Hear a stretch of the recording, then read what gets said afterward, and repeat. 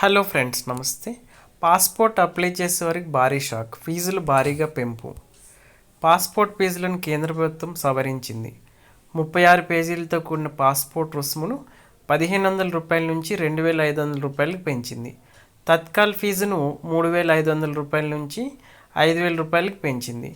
60 పేజీల పాస్పోర్ట్కు ప్రస్తుతం 2,000 వసూలు చేస్తుండగా ఇక నుంచి 3,500 వసూలు చేయనున్నారు. అదే తత్కాల్ ఫీజును 6,000 రూపాయలుగా నిర్ణయించారు. 18 ఏళ్ల కన్నా తక్కువ వయసున్న దరఖాస్తుదారులు కొత్త పాస్పోర్ట్ రుసుము ప్రస్తుతం 1,000 రూపాయలు ఉండగా దీన్ని 1,750 రూపాయలకు పెంచారు. సవరించిన ఫీజులు జూలై 1 నుంచి అమల్లోకి రానున్నట్లు విదేశాంగం వెల్లడించింది. పాస్పోర్ట్ అనేది పౌరసత్వాన్ని నిర్ధారించే పత్రం కాదని కేంద్రం పేర్కొనడం తీవ్ర చర్చనీయాంశమైన విషయం తెలిసిందే. ఈ పరిణామాల నేపథ్యంలో ఎన్నికల సంఘం అధికారులు స్పందించారు.